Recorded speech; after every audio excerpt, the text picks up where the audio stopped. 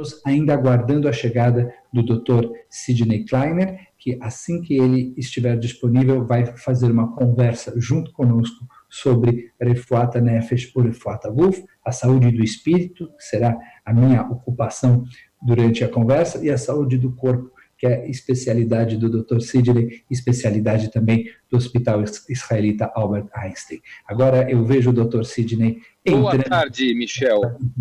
Obrigado, Sidney, por estar conosco. Eu peço desculpas, eu me atrasaram num debate que era até às 14 na UOL, e aí eu pedi licença e saí no meio, porque eu não gosto de deixar ninguém esperando. Obrigado por estar conosco, por aceitar participar dos Dilemas Éticos. Imagina, é um privilégio. Enorme estar com você, além do carinho pessoal que eu tenho por você e que já tive a oportunidade de declarar pessoalmente muitas vezes. E vice-versa. Sidney, querido, queria te perguntar o seguinte: dia 26 de fevereiro foi o dia em que foi diagnosticado o primeiro caso de coronavírus na América Latina, e esse diagnóstico aconteceu dentro do Hospital Israelita Albert Einstein. Te pergunto, é uma coincidência?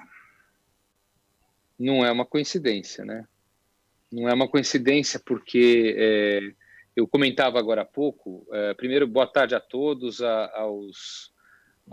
eu aprendi, Michel, que quem participa de um debate agora como esse são web espectadores. Web espectadores, vou incorporar também, obrigado. Pode incorporar. Então, os seus web espectadores, o da CIP, que é a congregação onde eu também participei minha vida toda, fiz meu bar mitzvah, do meu filho, e tem uma trajetória dos meus filhos de muita paixão, dedicação, e faz parte da nossa vida, é um privilégio estar com você hoje. A gente comentava agora há pouco que a vinda da pandemia, o início da pandemia no nosso país, ele começa a partir de um segmento da população com contato bastante expressivo com o exterior. Quer dizer, são pessoas que viajam, pessoas que trabalham no exterior, e que, da forma como aconteceu com o mundo inteiro, começou uma epidemia numa cidade chinesa, e a partir daí, por conta da globalização, dos excessos de viagem, dos negócios que a China tem com o mundo inteiro, passou-se a se espalhar pelo planeta, e no caso do Brasil foi importada por pessoas que vieram, haja visto que o primeiro caso que foi diagnosticado no país foi um paciente que tinha voltado da região da Lombardia, que é uma região altamente frequentada por pessoas que vêm da China, que têm negócios, que têm atividades comerciais. Também não foi por acaso que lá teve uma expressão muito maior. O que talvez nós tivéssemos aí, não é uma coincidência, mas aconteceu, o segmento que acessa o Hospital Albert Einstein, que usa o setor privado da nosso sistema de saúde, justamente são essas pessoas que têm aí o benefício ou o acesso e que vieram ao hospital, que também demonstrava preparação para isso, né? O Einstein começou a se preparar para esta epidemia no início de janeiro, quando começaram a vir as primeiras notícias, alguns trabalhos da China. O nosso time montou, dentro do serviço de prevenção de infecção hospitalar, um grupo com infectologistas, com pneumologistas, que passaram a estudar como nós nos prepararíamos para esta pandemia, caso ela viesse ao Brasil da forma como parecia estar acontecendo em outros países. Muito cedo, a gente nem imaginava que ela chegaria dessa forma. Porém, já havia uma experiência. Entendi, Sidney. E desde que... O Einstein, na sua história, chegou a participar da... Oi? Não, por favor, conclua. Em seguida eu faço a próxima pergunta. Então, essa preparação, ela aconteceu e permitiu que o hospital tivesse fluxos diferenciados e infraestrutura para receber esse tipo de paciente. Perfeito. E a minha próxima pergunta vai justamente nessa linha, né? De que maneira a tua vida pessoal, Sidney, foi impactada pela pandemia e de que maneira a rotina do hospital mudou desde então? Total. Né? A vida mudou de qualquer profissional de saúde. Não sou só eu, não é só o Hospital Albert Einstein. Vou começar com a minha vida. Né? Eu tenho uma responsabilidade que, apesar de continuar minha atividade como cirurgião, como médico, com consultório, eu tenho uma responsabilidade muito grande no momento que eu aceitei primeiro participar da diretoria do Einstein, um hospital que procura, dentro da sua missão, trazer saúde para a sociedade brasileira, não apenas para o público que nos acessa, e ao assumir a presidência do hospital, eu tenho uma responsabilidade dobrada para que a gente tenha boas performances e, principalmente, para que a gente execute da maneira melhor possível a nossa missão, que é trazer excelência de saúde, assistência, formação humana e, principalmente, responsabilidade social através dos preceitos judaicos que permearam a evolução da nossa história desde a fundação em 1955. Quando isso acontece, eu preciso dedicar um tempo maior, e isso concomitante à diminuição da frequência de pacientes com medo de se contaminarem no ambiente hospitalar, ou principalmente porque nós estamos dedicando o hospital para lidar com uma pandemia que vai exceder o sistema de saúde, a minha atividade como médico ela acabou. Então eu venho todos os dias, muito cedo da manhã, eu costumo falar por que eu não estou no front, por que eu não vou para coletiva junto com o governo. Eu tomo uma medicação por conta de uma artrite há mais de 10 anos, que é imunossupressora. Então, eu estou dentro do grupo de risco. Então, eu venho todo dia de manhã para a minha sala aqui na presidência do hospital, atendo um ou outro paciente por teleconsulta e lido com todas as decisões, angariações para as nossas atividades em saúde pública, as tomadas de decisões, os gráficos, projeções, discussões econômicas do hospital, diante de uma situação que nunca ninguém viu. E em relação ao Einstein, é isso que eu falei. O Einstein está se preparando para, caso seja necessário, nós termos quase a metade do hospital de leitos de UTI. E para isso existe a necessidade de investimento, de capacitação profissional, de proibir, na verdade a gente fala proibir, mas os médicos entenderam que não dá para a gente marcar nenhum procedimento que seja adiável, porque não faz sentido a gente tirar leito de quem precisa para essa pandemia por um procedimento que seja adiável, colocando pessoas e profissionais em risco. Então, o Einstein hoje, ele é um hospital que está mais ou menos com 110, 115 pacientes internados de Covid, dos quais mais ou menos 30 estão na UTI, em estado mais grave, e a ocupação do hospital tem girado em torno de 50% a 60%. Aquilo que não é adiável, cirurgias cardíacas, cirurgias oncológicas, neurocirurgia, continuam acontecendo, porém apenas aquilo que é inadiável. E os fluxos estão segregados para manter um ambiente seguro para o colaborador e para os pacientes. Existe um prédio onde não entra nenhum paciente suspeito de Covid, existe outro prédio onde estão todos os pacientes que têm síndrome respiratória e que necessitam dos profissionais com equipamento de proteção individual e assim, mas a vida mudou totalmente por conta de a gente usar equipamentos de proteção, o que é exigido de profissionais que estão na gestão, não só eu, mas meus diretores, nós temos ficado praticamente 24 horas no ar para qualquer tipo de decisão. E a outra coisa que faz parte do nosso debate aqui, uma das principais atividades dentro de uma crise é comunicação. Comunicação assertiva, com qualidade, que permita à população entender o que está acontecendo e participar de forma proativa. E isso você está fazendo muito bem na organização dos dilemas éticos aqui. Obrigado, Sidney. Você fez uma referência à telemedicina, e a telemedicina foi autorizada às pressas por conta da pandemia do coronavírus. Nós estamos também lidando com o telejudaísmo, que é uma novidade para nós. A gente já tinha feito transmissões de aulas, palestras, de cursos, mas a gente pela primeira vez está transmitindo as nossas rezas, a gente está transmitindo inclusive o Shabat. E está muito bonito. Oh, muito obrigado, eu agradeço. Está sendo uma experiência totalmente nova para a gente. Por um lado, é muito estranho a gente rezar diante de uma sinagoga vazia. Por outro, a gente tem recebido uma resposta muito positiva de pessoas que já não conseguiam chegar na sinagoga por uma dificuldade geográfica, de locomoção, por conta da idade, porque vivem em outras cidades que não têm comunidade, que não têm sinagoga, porque vivem em outros países, mas eram originalmente da CIP e querem se manter conectadas. Então, tem sido uma experiência que tem desafios, mas que tem também muitos benefícios e seguramente vai impactar o judaísmo para sempre. Vai ter o judaísmo AC e DC antes do corona e depois do corona. Eu queria perguntar para você se em relação à telemedicina é algo que veio também para ficar, na tua opinião, e como tem sido atender os pacientes à distância. Eu iria mais longe, Michel.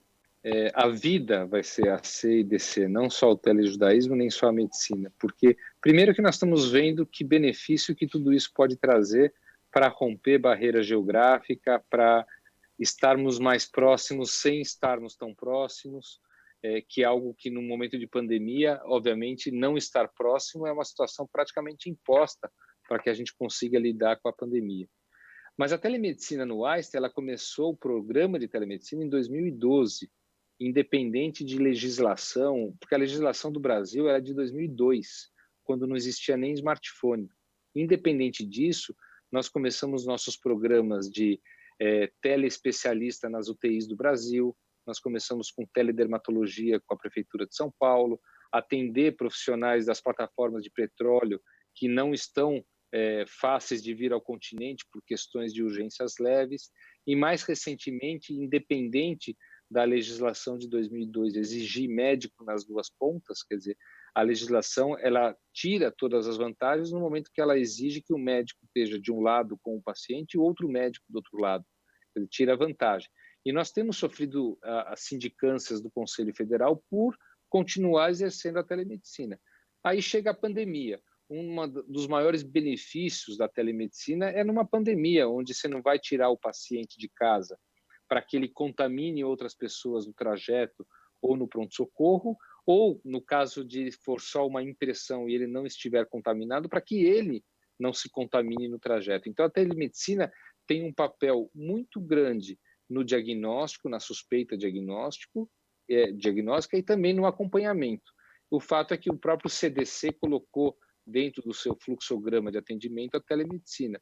E aí, por conta de uma visão na gestão ainda do Cláudio Lotenberg, em 2012, da qual eu participava, o Einstein começou isso há 8 anos atrás, então tem uma central de telemedicina que passou agora de 100 para 500 médicos e passou de 80 consultas dias para 600 consultas dias. E essa é a vantagem muito grande. O mundo, no meu modo de ver, vai aprender que esses mecanismos tecnológicos, eles mais aproximam do que afastam e permite a gente estar com mais gente numa quantidade de tempo menor. Perfeito.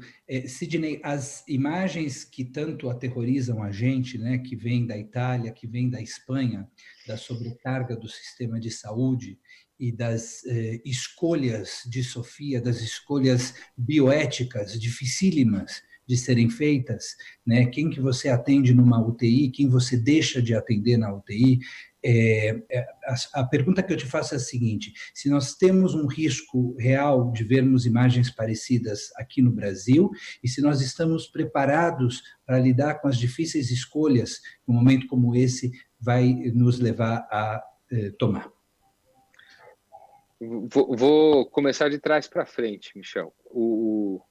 Aliás, quem falava isso, se eu não me engano, era o Rabino Sobel, que se você tem pouco tempo para falar, começa pelo final, que é mais importante. A gente deixa o começo, o final é mais importante. Eu acho que a gente nunca está preparado. Ao Sobel, mas a gente nunca está preparado para uma guerra até que a guerra comece. Uhum. E eu tenho visto e participado. O envolvimento emocional dos médicos ele é muito grande. O envolvimento emocional das pessoas que não são na assistência é muito grande. Então, essas discussões bioéticas, elas acontecem já aqui, mas dizer que nós estamos preparados é uma mentira, porque nunca nós imaginamos, aliás, o mundo não imaginou passar por essa situação, tamanho avanço da ciência, tamanho avanço de recursos tecnológicos, tamanha globalização, oportunidade de trabalho colaborativo. Então, a preparação ela vai acontecer lá, na beira do leito, ela vai acontecer quando houver a necessidade de decidir se vale investir ou não, é melhor não investir. O fato é que só tem uma saída. O sistema de saúde que a gente viu sofrer na Europa e agora está vindo em Nova York, à beira até de um colapso do sistema de saúde. Estou trazendo a Nath hoje à noite com medo para ela ficar aqui do nosso lado, que ela está morando em Nova York, mas Consegui trazê-la. Ela vai voar hoje, tem um voo da United que ela chega amanhã de manhã e pelo menos aqui, com o colo do lado, fica mais fácil do que confinada sozinha lá.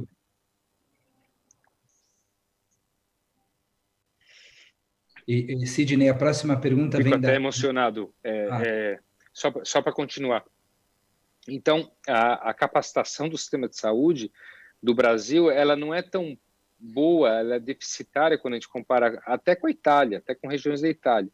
Então, só existe uma forma da gente não ter que decidir ou ver uma situação de empilhamento de corpos, como a gente está vendo isso na Itália. Só existe uma forma, que é evitar a disseminação. E por isso que o isolamento social, o distanciamento que a gente tem falado e tem falado muito, independente de opiniões, porque o mundo está fazendo isso e o mundo já provou que dá certo, a Coreia do Sul, o Japão, e eu arrisco a dizer que aqui também está dando certo, porque a gente faz projeções diárias e a gente vê que se o Einstein hoje tem 50%, 60% da sua ocupação e tem para onde crescer, é porque o número de casos tem subido, mas não de uma forma tão íngreme como a gente achou que pudesse subir. E isso aqui representa uma pequena amostragem, pelo menos do município de São Paulo. Então, a única forma da gente não ter que passar por essa situação é evitar a disseminação, lavar as mãos,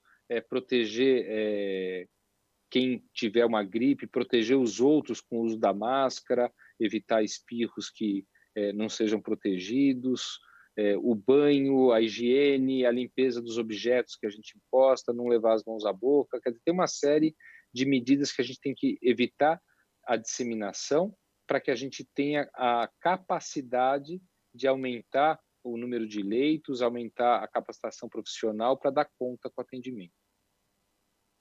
Obrigado, Sidney, por se emocionar junto com a gente.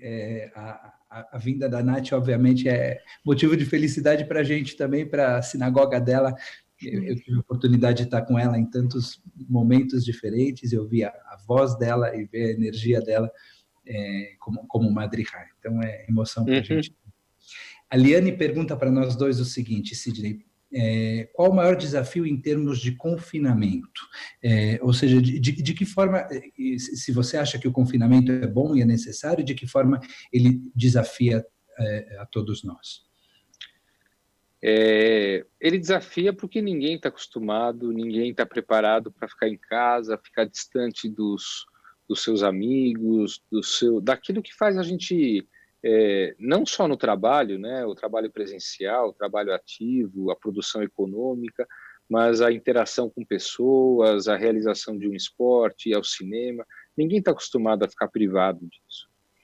E ninguém está acostumado também a ter que lidar com situações onde, para dar um exemplo, profissionais autônomos que dependem de sair de casa para o seu ganha-pão, seu dia a dia, é o meu caso, por exemplo, né? A gente está sem trabalhar praticamente, 1, 2 consultas por dia por teleconsulta, então ninguém está preparado para isso, porém, muito mais do que impor ou de colocar como uma lei de quarentena, é fazer a população entender que isso é necessário para que a gente não tenha que sofrer outras formas ou ter outras formas de sofrimento, por exemplo, de você chegar num hospital ao qual você está acostumado em questões de saúde e não ter atendimento.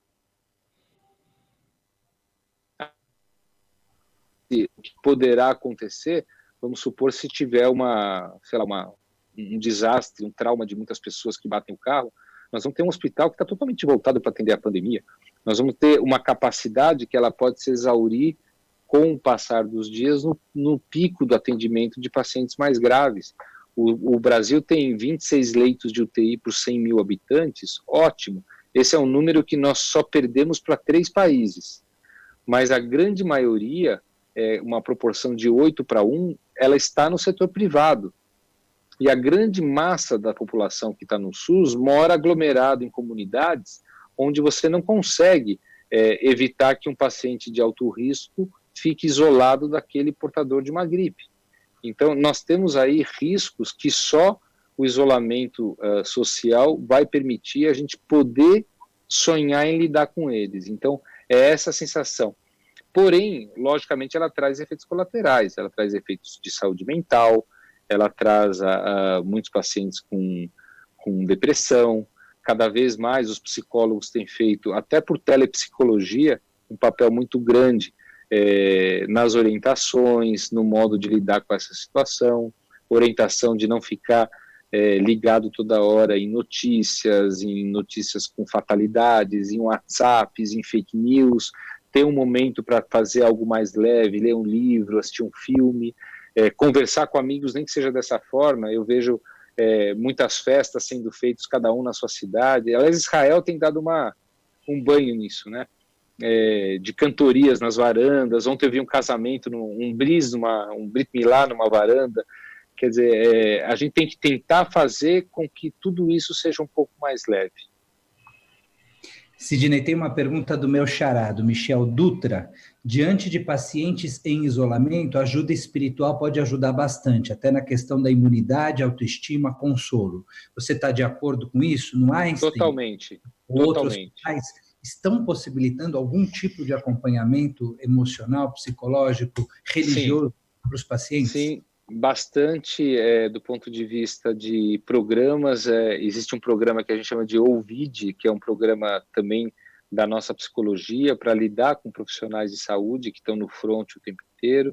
Existem recomendações, nós temos um setor aqui de wellness que inclui dentro das suas atividades com os colaboradores, atividades de yoga, meditação, e que nessas horas costumam orientar e dar um pouco de colchão, um pouco de colo para essa situação toda. E para os pacientes, tanto quanto, né? A gente usa muito deste recurso, a própria telemedicina para isso, mas a telepsicologia, conforme eu falei, são iniciativas, infelizmente, restritas às populações que têm acesso. Bom seria que todas as populações tivessem acesso, todos os hospitais investissem também em saúde mental. A gente sabe qual o papel que isso tem tido mediante profissionais de saúde ou em todos os setores da indústria, mas na saúde é um pouco pior, né? Porque você está diante de sofrimentos, você está diante de decisões e que você tem que tomar, que é importante. Você está diante, às vezes, do medo do desconhecido, do medo da contaminação, de como eu vou fazer com minha família na hora que eu voltar para casa. Então, tudo isso eu acho que dá um amparo muito, muito grande. A religiosidade é uma das formas que a gente encontra de você te trazer a plasticidade até para o seu cérebro, obviamente, e encontrar um ponto de apoio, um ponto de equilíbrio para uma situação que demanda tanto da gente. E na minha experiência como rabino, Sidney, nas minhas visitas nos diversos hospitais, em especial nas minhas visitas frequentes ao Einstein, eu vejo como realmente a presença do rabino, do religioso, no geral, num momento como esse, pode fazer uma diferença absoluta para o paciente, para a família e também para os cuidadores, que muitas vezes estão sofrendo junto com o paciente. Muito. É muito importante. Já visto, assim, até queria, não sei se o Mário compartilhou com vocês, mas o serviço religioso do Shabbat, da CIP, tem sido transmitido nas nossas televisões, dentro dos quartos, para quem tem interesse, como um streaming do Shabbat, porque também faz diferença. A gente sabe que isso acontece e faz muito bem na época das grandes festas, que já é feito com o nosso próprio serviço. E tem sido feita a transmissão do Shabbat. Nós, inclusive, fizemos uma referência explícita na última sexta-feira aos pacientes do Albert Einstein que estavam nos assistindo durante o Kabbalat Shabbat. Fiz um agradecimento especial a você, Sidney, por mais essa parceria. Mário Fleck está nos acompanhando nessa Estou vendo ele aqui. Conversa, você está vendo ele aí? E ele faz uma pergunta aqui para a gente, que é a seguinte: as estimativas mudam todos os dias, mas qual é a mais recente sobre a saída deste quadro? Ou seja, quando que o jogo começará a ser virado e quando o jogo vai terminar de ser virado? Quando a gente vai voltar a ter uma vida relativamente normal? O que faltou para mim aqui, Mário e Michel, Rabino, é a telebola de cristal. Não há como a gente fazer esse tipo de estimativa ainda. O que dá para nós adiantarmos aqui é o acompanhamento de um setor de inteligência que nós temos, que usa dos dados de outros países, dos nossos dados de internação, dos testes de infecção dos nossos colaboradores, e a gente consegue, através de várias metodologias, determinar projeções. E o que nós entendemos é que, no momento que a gente for sair do quadro atual de confinamento, isto vai demandar, primeiro, uma condição de acompanhar de que forma que as pessoas que estão saindo, elas podem, se elas estão ou não imunizadas, se elas são capazes de transmitir ainda o coronavírus, se elas vão se contaminar na volta à atividade profissional e trazer para casa, eventualmente para algum parente de alto risco. Quer dizer, a gente consegue levantar um pouquinho a guarda no momento em que a gente tiver a certeza de que a curva do incremento do número de casos está atingindo um platô que permita a gente falar que, olha, nós estamos distantes o suficiente do fim da capacidade que nós permitimos que a gente afrouxe um pouco a guarda e nós vamos voltar a reabrir as escolas, obviamente de olho naquela criança que mora com o avô e que, se ela se contaminar na escola, não pode voltar para perto do avô. E isso não há como predizer agora quando vai ser. A gente pode chutar, é o que todo mundo está fazendo. O que apareceu de cientista, epidemiologista nos últimos tempos, de todas as origens e formações, né? Mas a gente pode ter eu tenho a minha impressão, eu acho que a partir de hoje, antes de 2 semanas, um pouco mais, a gente não sai da situação. E não há como ter ilusão de que no momento que a gente falar vamos sair, a vida vai voltar ao normal. Não vai voltar ao normal. As pessoas não vão frequentar ambientes aglomerados, não vão frequentar de cara restaurantes. Quem tem o risco de trazer vírus para casa vai fazer de tudo para continuar vivendo na maior forma de prevenção possível. Então, eu vejo aí uma possibilidade de, vamos dizer, levantar a guarda um pouquinho mais para perto de uns 20 dias a partir de hoje, se for suficiente, se os dados mostrarem que nós estamos no caminho do achatamento, do aplanamento daquela curva do aumento de casos. Caso não seja assim, nós vamos continuar, porque é essa forma que permite a gente dar atendimento às pessoas que vão precisar. Sidney, eu vou emendar 2 perguntas e você fique à vontade de responder da forma como preferir. A primeira delas é da Raquel, que pergunta justamente sobre essas estatísticas. Ela diz, se fala muito dos contaminados, mas pouco das pessoas que já saíram da doença, né? Se nós temos estatísticas claras sobre aqueles que já estão curados, essa é a pergunta número 1. E pergunta número 2, que vem da Ioná Kochen, que é nossa conselheira na CIP, além de muito querida, Hospital de Campanha do Pacaembu, gerenciado pelo Einstein. Se você pode comentar um pouco sobre as expectativas em relação a esse trabalho. Tá.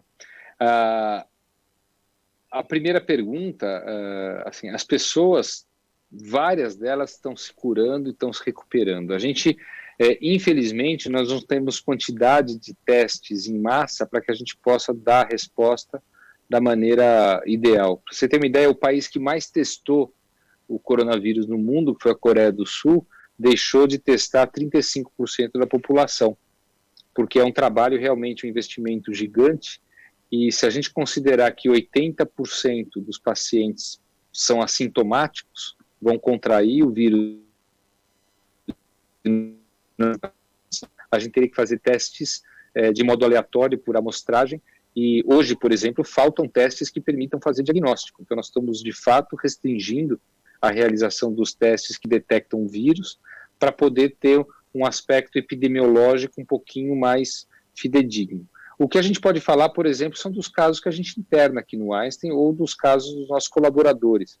Aqui no Einstein, eu falei um número aproximado, que é o dado de ontem à noite, nós tínhamos 113 confirmados, mas 105 altas. São pessoas que ficaram internadas e tiveram alta. Da UTI, nós tivemos 4 altas da UTI já.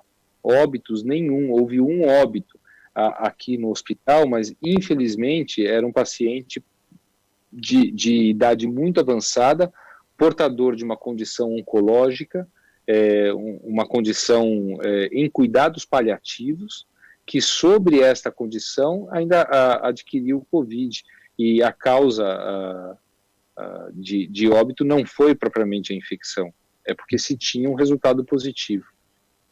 Porém, o que a gente sabe é que 105 pacientes neste fluxo todo, desde 26 de fevereiro, tiveram alta. Alguns pacientes já mostram a recuperação da UTI, mas internam pacientes todos os dias. Então, recuperação está acontecendo.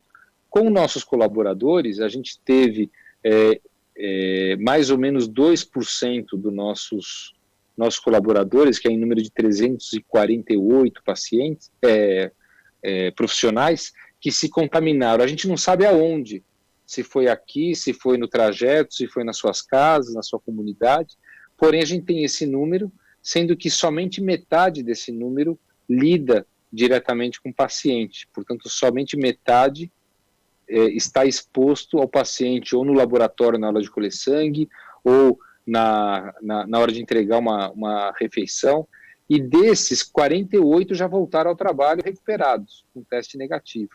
Então, a gente tem, sim, um grande volume aparecendo de pessoas que se curaram. Quando a pessoa se cura, é feito um novo teste de coronavírus ou não há necessidade? Para o profissional de saúde, sim, para a gente ter certeza que ele pode voltar ao trabalho, no teste que pesquisa o vírus, né? Está chegando no Brasil agora os testes imunológicos, de imunocromatografia, que são testes que detectam a presença de anticorpos, IgG e IgM. E que, no meu modo de ver, ele tem um papel muito menor no diagnóstico, porque para nós produzirmos anticorpos, demanda aí uns 5 dias do início da infecção. Então, muitas vezes, quando você tem que aguardar 5 dias, o diagnóstico está feito pela tomografia, pela pneumonia, pela forma que é muito característica da COVID. Ou, quando você faz o teste de modo muito precoce, ele dá negativo, que também não quer dizer nada, porque ele pode subir o anticorpo depois. E a grande vantagem desse teste é que nós vamos saber, por exemplo, alguém que teve COVID, se ele ficou imune, se ele tem anticorpo. E vai permitir a gente estudar por quanto tempo essas pessoas vão ficar imunes, se vão ficar imunes para o coronavírus para sempre. A gente acredita que não, porque ele tem um poder de mutação, assim como a gente vacina todo ano para H1N1, provavelmente a gente vai ter que vacinar para algum tipo de corona a partir da invenção da vacina. Em relação ao Pacaembu, na verdade, eu gostaria de falar de tudo que o Einstein tem feito para a saúde pública em geral. Tentar falar de forma rápida, mas para o Ministério da Saúde, nós temos incrementado a telemedicina, a assistência do cardiologista e do neurologista, que é um programa que nós temos há 5 anos, nas UTIs do Brasil, que eram 180 leitos até hoje, ela passa a 540 leitos, só dedicada a pacientes portadores da infecção mais grave do Covid. Assim como um programa que atende por telemedicina a região norte do país, em 120 municípios do Pará, ela vai também agora ser dirigida para infecções de Covid. Isso em termos de Ministério da Saúde, em termos do nosso país todo, inclusive capacitando profissionais do SUS nas nossas bases de ensino. Com relação à prefeitura, o Einstein já tem há 10 anos um hospital público que a gente faz a gestão no Boimirim, o Hospital Moisés Deutsch, e 24 equipamentos de saúde de atenção primária, que é as AMAs, o BR,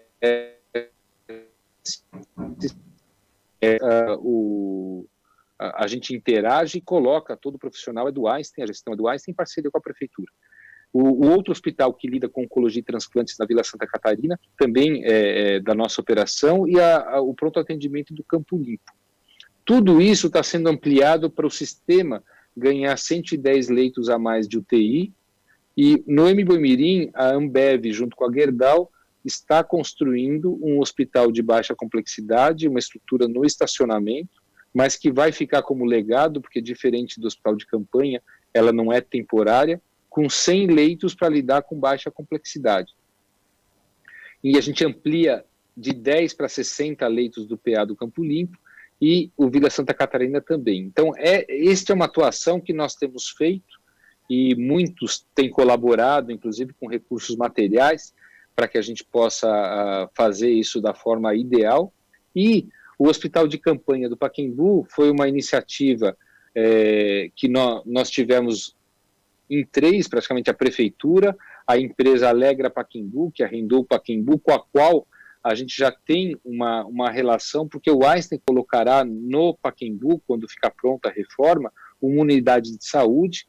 Isso aqui é um projeto que está sendo realizado lá no Pacaembu, e essa empresa ela tem a expertise de estruturas temporárias, participou inclusive da Olimpíada, e construiu em tempo recorde um hospital lá em 7 dias praticamente, onde a gente entra com o equipamento, os insumos e a mão de obra. Todo o recurso humano foi contratado para lá, são 590 pessoas, entre médicos, profissionais de enfermagem, técnicos e todos os insumos.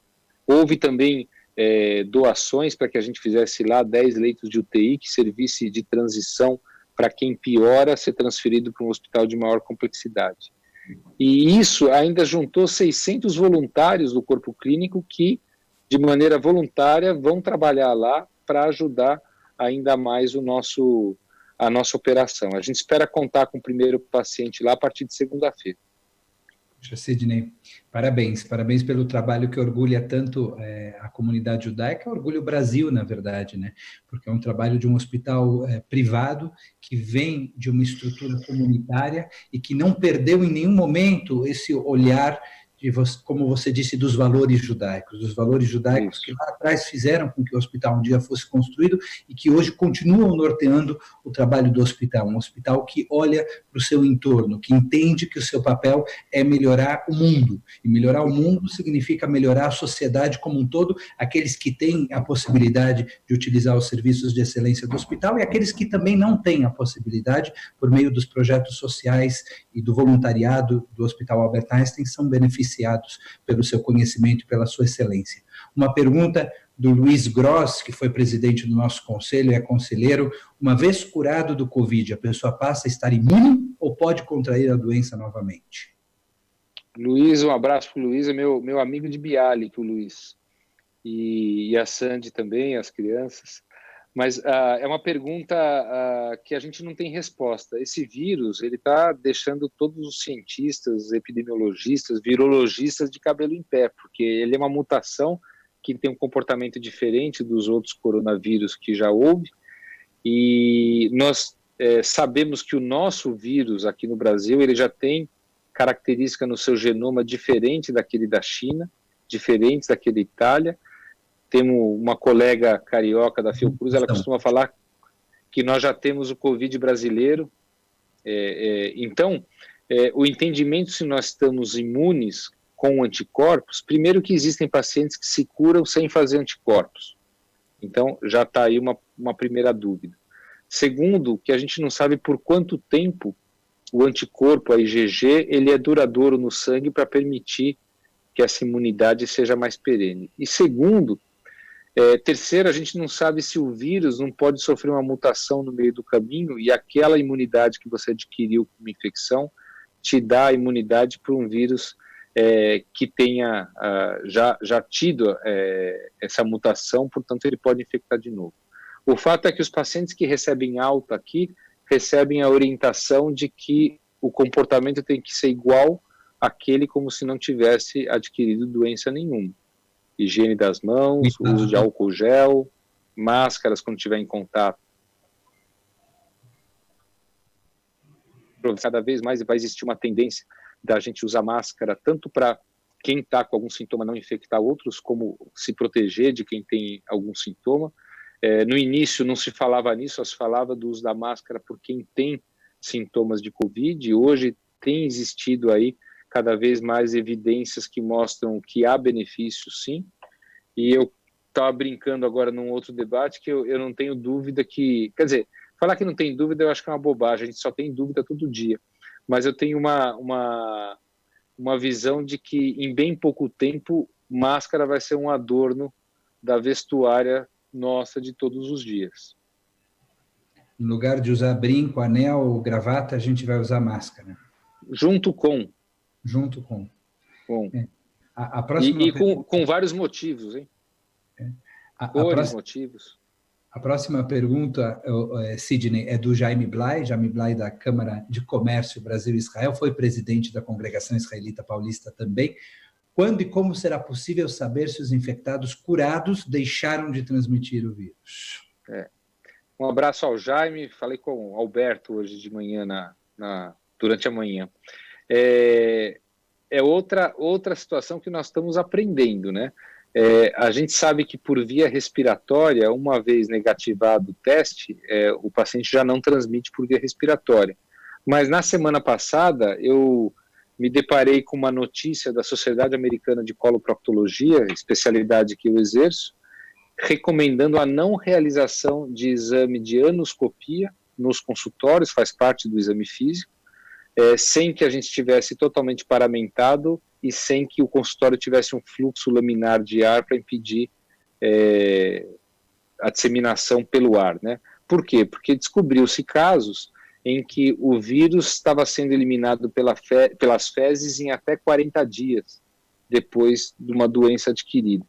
Ou seja, muito tem se descoberto em relação à disseminação. Para a grande maioria, a gente mais ou menos estipula que depois de 14 dias já não há mais a chance de transmitir, porque o paciente ou ele vai estar curado ou ele vai estar internado cuidando das complicações, das pneumonias que o vírus causou. Sidney, a pergunta da Adriana Wilner é se você vê possibilidade de chegarmos num momento tão crítico que haja uma integração dos hospitais públicos e privados em um mesmo sistema emergencial, como está ocorrendo na Espanha. Eu acho que, primeiro, tem que olhar as características dos sistemas de saúde, né? A Espanha é um sistema de saúde que tem suas diferenças, se você vai para a Catalunha ou para outras regiões como Madrid, e que o vínculo privado-público ele é muito forte, como se contratasse, né, o privado pelo público.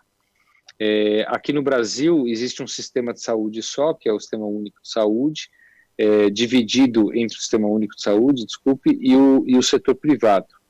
Hoje, a grande parte do recurso de UTIs ela está na mão do setor privado.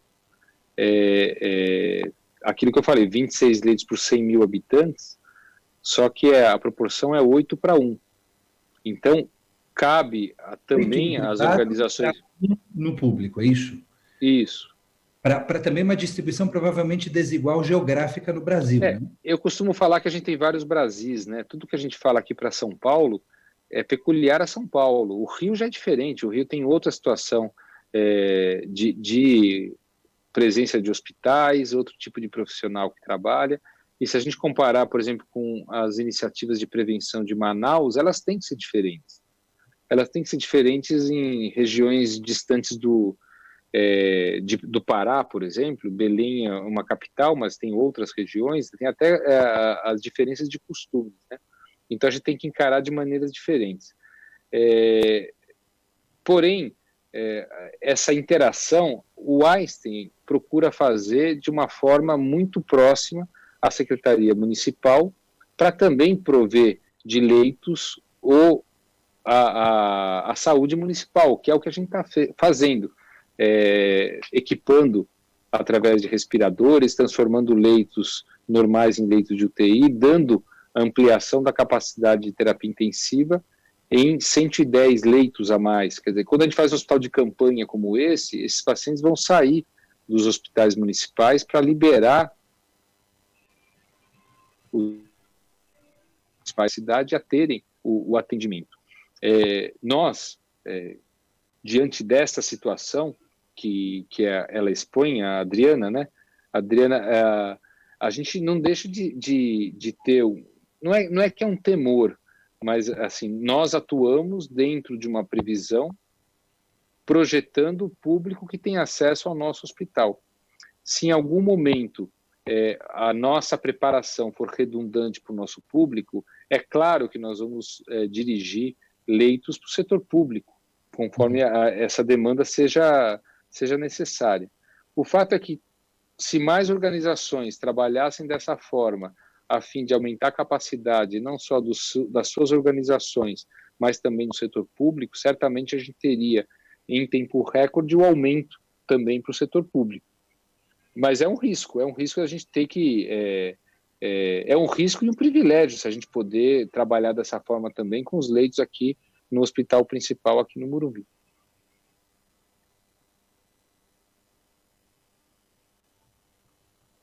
Perfeito.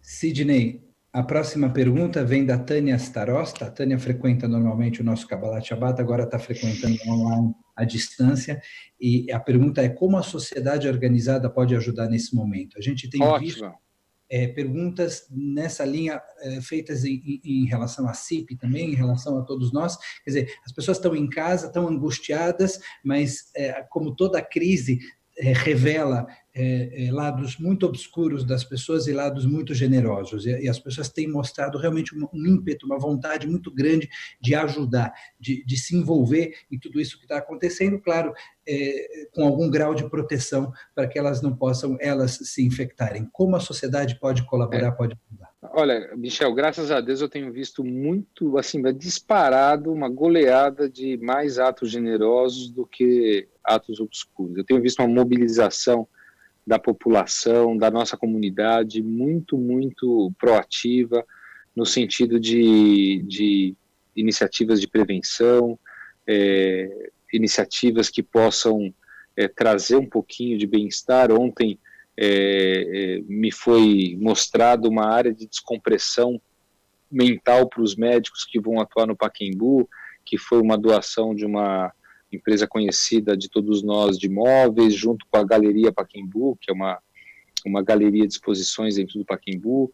Existe voluntários atuando... uma área de lazer para você sair do meio de um trabalho muito estressante, ter uma área para sentar, bonita, tomar um suco, relaxar. A gente chama isso de uma área de descompressão de estresse, né? E que foi construída no Pacaembu por iniciativa não foi nem nossa, nem do Einstein, foi nos entregue. Eu vejo pessoas querendo contribuir com alimentação para os médicos que estão lá. Existe todo um trabalho do nosso voluntariado, tanto voluntariado que são 600 voluntários, que a Thelma Sobol preside há tantos anos, do qual você faz parte como visitador aqui no nosso hospital, mas com campanhas que arrecadaram já fundos para cestas básicas, alimentação e higiene para a comunidade de Paraisópolis. Agora uma campanha recém-lançada, a publicidade, eu vi nas revistas no fim de semana, para você contribuir com R$6 para kits de higiene para essa população. E existem crianças, eu falo crianças, mas são recém-saídos da adolescência, que frequenta a sua congregação, trabalhando em Paraisópolis para permitir a gente transformar escolas em alojamentos de população de alto risco em Paraisópolis, de idosos. Existe o Marcos Lederman, cada vez ele vem com uma ideia diferente, que ontem me veio com outra, que eu já estou colocando sob avaliação das secretarias de Estado, de saúde do Estado, se a gente pode contribuir com mais alguma coisa. Quer dizer, existe aí uma mobilização muito grande da sociedade, e isso eu não estou nem falando das pessoas que estão contribuindo com recursos financeiros, com empresas, pessoas físicas, para que a gente possa cumprir essa atividade, porque elas custam. Em parte, a prefeitura contrata o serviço médico, mas em parte, a gente não quer ter só o serviço médico, a gente quer ter o melhor serviço médico que a gente pode dar na Arena Pacaembu, no hospital de campanha do Pacaembu e também nos nossos hospitais públicos, seja por telemedicina, seja com... agora, não foi? Oi? Você revelou o lado corintiano agora, com a Arena Pacaembu. Você sabe que me deu muita saudade, viu, Michel? Quando eu vi tudo isso no Pacaembu, eu falei, é bem do lado de onde eu sentava, a entrada do hospital de campanha. Que Itaquerão está muito longe. Sidney, as pessoas também têm buscado a CIP e pedido para colaborar, para ajudar, gestos que nos estão deixando muito emocionados, pessoas que anualmente contribuem com a congregação com dinheiro numa época mais tarde do ano, no segundo semestre, estão falando, eu quero adiantar a minha doação, porque eu sei que esse ano vai ser um ano difícil, eu quero fazer minha doação desde agora, pessoas ligando, querendo ajudar. Nós estamos monitorando, Sidney, para você saber, todo o nosso universo de grupo de risco por meio de voluntários. Então, nossos voluntários estão entrando em contato telefônico com todo o nosso grupo de risco para entender quem são as pessoas que precisam de algum tipo de auxílio extra para ir para a farmácia, para ir para o supermercado, para aprender a fazer uma compra online. Isso. É desafiador para alguém que está sozinho. Então, nós temos feito esse trabalho comunitário e tem sido, como você falou, um testemunho de muito mais atos de bondade, de generosidade, de entrega do que de obscuridade. É isso mesmo. Eu estou de parabéns. Eu acho que a comunidade se mobiliza de uma maneira que a gente, infelizmente, acaba vendo nessas situações, mas são essas que mais têm o poder apelativo de que você tem que fazer alguma coisa, porque faz parte da gente. Eu acho que isso aí faz parte do judaísmo. Agora a gente está chegando na festa de Pessach e numa das passagens é justamente quando a gente quebra a matzá. A matzá é quebrada ao meio, se chama yahatz. E alguma coisa na nossa sociedade está sendo quebrada. Alguma coisa está sendo quebrada, como um dia o Mar Vermelho foi quebrado ao meio, foi rompido. Agora, se nós tivermos a sabedoria necessária para chegarmos em conjunto na outra margem, se nós chegarmos na outra margem de forma colaborativa, com cooperação, então é possível que a gente testemunhe do outro lado um mundo melhor do que o mundo que a gente deixou para trás. É possível que a entrada na Terra Prometida, usando a metáfora de Pessach, seja o início de uma era melhor, uma era mais humana, uma era de mais altruísmo do que a era anterior ao coronavírus. O DC vai ser melhor do que o AC, com um trabalho maravilhoso que o Einstein está fazendo, que tem a sorte de ter a pessoa certa no lugar certo. Sidney Kleiner, você é um orgulho para a comunidade judaica, você é um orgulho para o Brasil e para a humanidade, ainda bem que nós temos o hospital hoje dirigido por uma pessoa que tem o coração do tamanho do teu coração. Muito obrigado por estar à frente desse projeto. Obrigado por estar conosco nessa conversa dos dilemas éticos. Nós vamos começar a concluir esse encontro, porque nós estamos aqui numa maratona de lives. Daqui a pouco o Breno Lerner vai entrar aqui no meu lugar para falar um pouco de receitas de Pessach. Agradeço a sua presença aqui com a gente. Eu que agradeço a oportunidade, Michel. Agradeço esse banho final aí da sua assertiva aí, desse tipo de... para mim, fica que nem uma prédica. Aliás, se você permitir, eu vou usar. Por favor. Essa situação deixa a gente muito sensível, porque cada decisão você vai mexer com uma parte muito grande de pessoas. E ontem eu conversava, por acaso, com o programa Mosaico, né? E vai ser, eu acho que uma das primeiras vezes, pelo menos na minha vida e acho que na vida de muitos, que nós vamos fazer a festa da libertação todos presos, sem poder sair de casa. O que mostra que a comemoração da libertação ela não está tão na nossa mão ainda. E aquele caminho que você falou do lado de lá, quando a gente faz o Yahatz, talvez a gente tenha que imaginar que a nossa vida ela muda por uma pandemia dessa e que a gente tem que buscar as mudanças para o melhor. E quem sabe isso aí foi um stop que a gente deu aí para olhar um pouquinho para dentro, cada um de si mesmo, e restaurar relações, resgatar modos de vida. Eu acho que a gente tem que sair vitorioso. Nós estamos trabalhando bastante para que a gente vença esse período, mas ensinamentos, como você bem falou, vão ficar, e eu espero que a gente, como de tudo que a gente sai, esse vai ser o caminho. Vamos sair melhor. Obrigado pela oportunidade, um abraço. Obrigado a você. É isso aí. E obrigado aos seus web espectadores. Até a próxima, se Deus quiser. Até a próxima, se Deus quiser. Força no teu trabalho sagrado. Obrigado. Vocês também.